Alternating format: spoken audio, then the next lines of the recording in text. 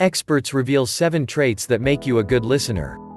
There's an ancient saying that states that the reason we have 2 ears and only 1 mouth is because we're meant to listen much more than we speak. Though it's a bit of cliché, that's a lesson that we should be carrying with us throughout life, and one you should practice in your conversations with others. Welcome to Exclamatory Show. Subscribe our channel to be an exclamatorian. But being a good listener is a skill that not many can hone. It's a little more complicated than it might seem.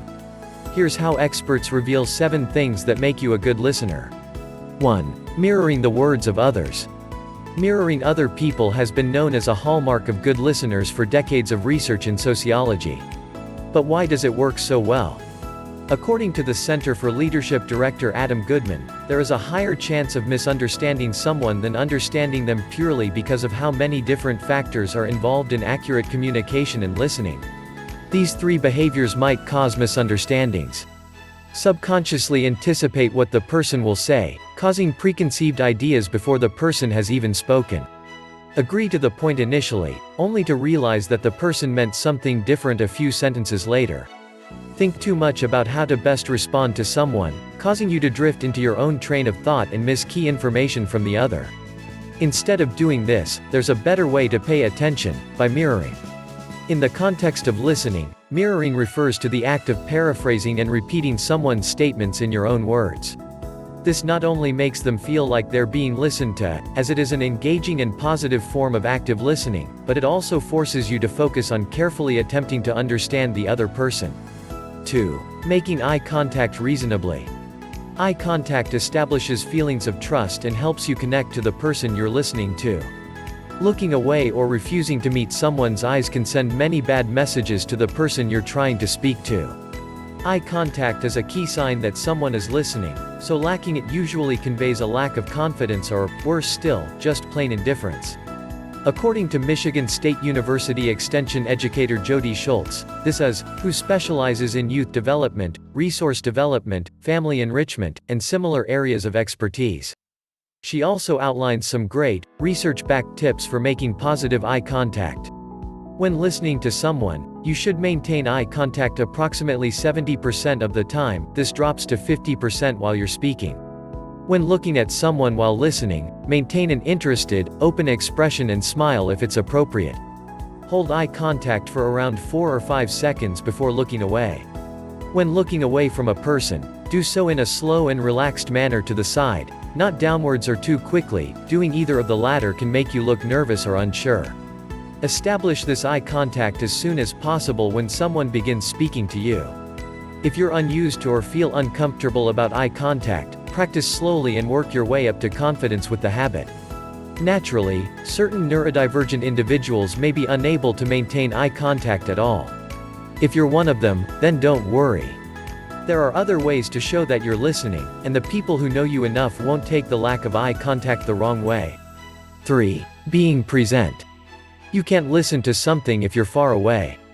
That's why all good listeners are capable of being mindful and present in their conversations, says the University of Maryland School of Social Work assistant professor, Paul Sacco, Ph.D. This awareness allows you to retain the information being said to you more easily, as you're paying much more attention. To be present, you should turn off or put away devices and screens. Stop doing other tasks, if possible. Clear your mind of other concerns for the time being. Turn your full attention towards the speaker. Ignore all distractions until the conversation is over, if possible. Distracted listening sends an apparent message, whether consciously or subconsciously, to the person you're supposed to be listening to. When you get distracted, the conversation shifts, and they get the idea that they're not important to you. Conversations have nuance. If you're not present, it can be difficult, if not impossible, to correctly understand all of that nuance. So learn to shift your focus onto the person at hand. 4. Putting away agenda.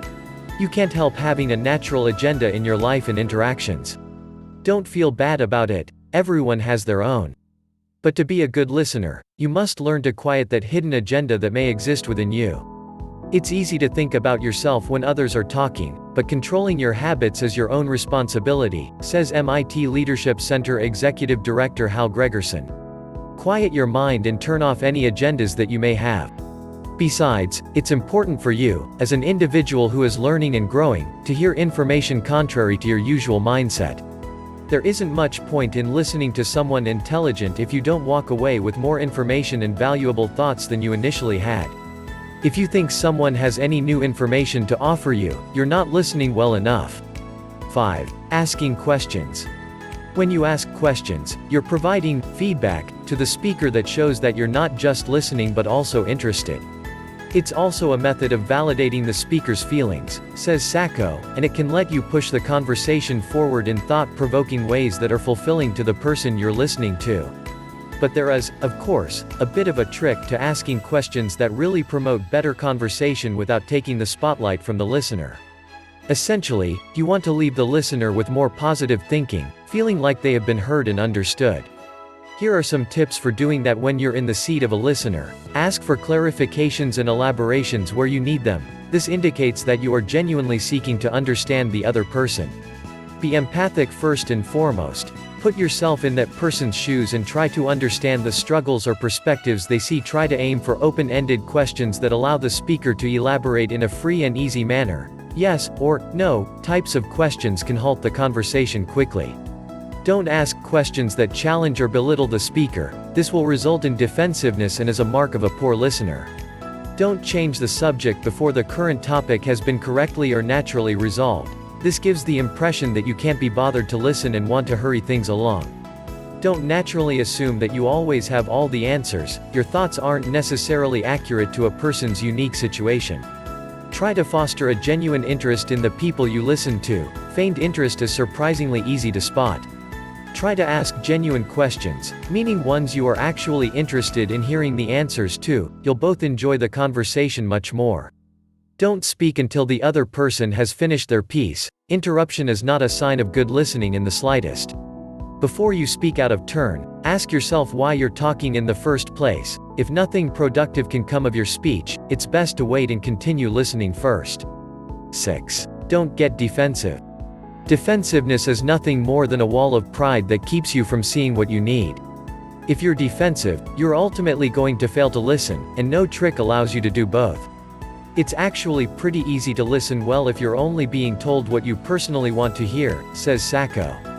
The trick comes in listening to someone that is telling you things that might hurt your ego, criticize you or give you negative feedback, trouble your thoughts with their implications. Yes, not all negative words indeed said to you will hold value worth retaining. But to sort out valuable, constructive criticism and meaningful, if difficult, information and separate them from the worthless negativity, you actually have to listen to it first. This is easier said than done, but it's important to begin with positive thinking. Remember that you can improve yourself when you hear negative words. Focus on trying to understand what the other person is attempting to say to you before reacting defensively. If you need to, step back and take a moment to process the information. Sometimes, learning to stop impulsive responses will make the difference between a productive and non-productive listening experience. 7. Being a good leader.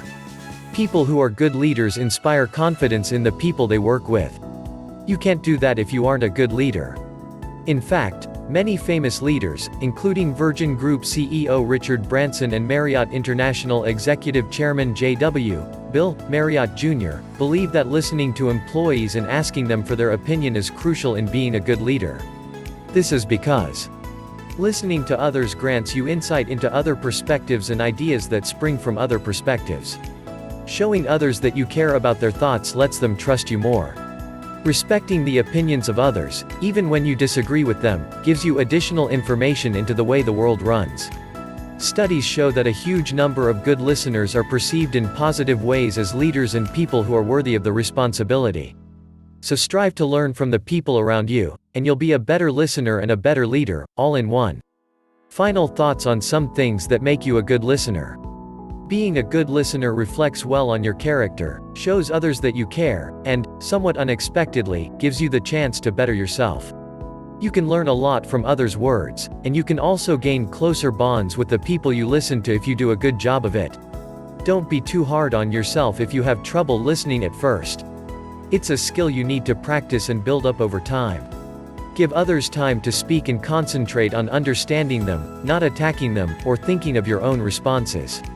Don't forget to subscribe and hit the bell icon.